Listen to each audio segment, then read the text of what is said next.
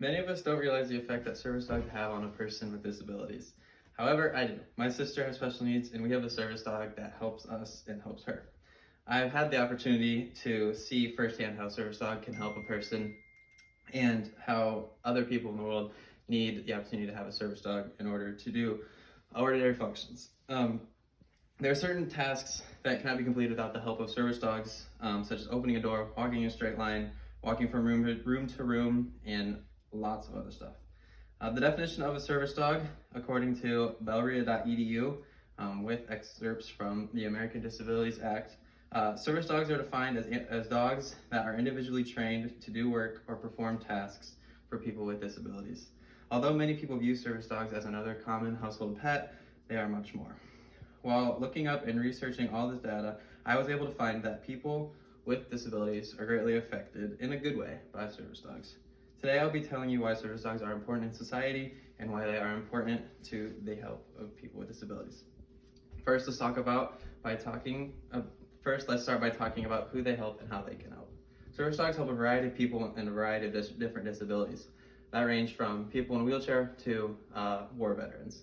They can usually help with grabbing clothes, calming nerves, grabbing the door, and a lot more that they can be trained to do. My sister has a service dog, and she's trained to ring a bell when an alarm goes off for my sister on her machines that she has. We do that so that we are able to be in the other room or sleep without needing to be in the same room as her, and that way it can alert my mom, my dad, myself, anybody that hears it, so that they can help and go to see my sister. What disabilities specifically use service dogs? According to the U.S. National Institute of Health, National Library of Medicine, dogs are individually trained to do work or perform tasks for people with disabilities. There are an insane amount of disabilities that use service dogs in everyday life. However, there are a couple that are very popular, such as a PTSD service dog, which would be a war veteran. A study done by Purdue University found that the task of disrupting episodes of anxiety ranked among the most important and most often used as service dogs. Second is diabetes. A diabetes service dog is commonly trained to help people with diabetes. I intern at a place that trains service dogs called Top Notch Service Dogs, and we have a couple dogs that are training to be a diabetic alert dog. What those dogs do is they sense in a person when their blood sugar is low or high, and then they're able to go and get either a juice box, crackers, whatever that person needs to maintain their blood sugar at a normal level. And that is why they're very important to people with diabetes. Similar to helping with those who need help with physical tasks, service dogs also provide peace and relaxation to those who are in need. Similar to PTSD service dogs, any service dog provides peace for the person with special needs.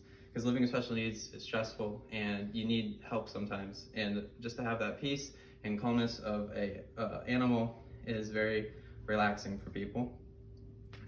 Relaxation and peace are very important to people because no one wants to be stressed.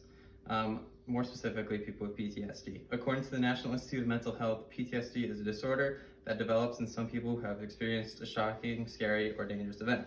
So not only do PTSD dogs help with veterans, but they can also help with any other horrific accidents that have happened in someone's life. It could be car accident or airplane, something happened in an airplane, lots of other things. The final and most expensive stage of a service dog is the training that comes along with it. The training of a service dog is expensive in both time and money. In addition to vet care, staff and dog trainers and registration and more cost between $20,000 and $60,000 to train a dog, which is an insane amount of money. And since I work at a place that trains dogs, I am able to see firsthand with myself and my boss and my coworkers the effort that goes into training these dogs. And I'm able to see the consistency it takes and dedication to the dogs, because sometimes they don't listen and sometimes they don't want to train, and you just have to push through your own patience and help train because you know that it's for the better good. Based on the International Association of Assistant Dog Partners, IAADP for short, guidelines, training of a service dog requires a minimum of 120 hours of training for at least 6 months. That's about the shortest amount of time that you can have to train a service dog because, like I said, repetitiveness is very important because they need to learn that it's what they do, and they also need to learn that it's what they need to do all the time, not just for 6 months. And then, like I said, that is very not in-depth training. And the average training for a service dog runs between 1 year to 2 years, from when they are about 4 to 6 months old to 1.5 years to 2 years. And the cost of a training dog fits the amount of work a trainer has to put in, and then the other expenses that are also required. Service dogs are no longer just a pet or another animal, but they're a way of life for many people who struggle with disabilities. With the help of a service dog, people are able to maintain functions that without service dogs, they otherwise would not be able to complete.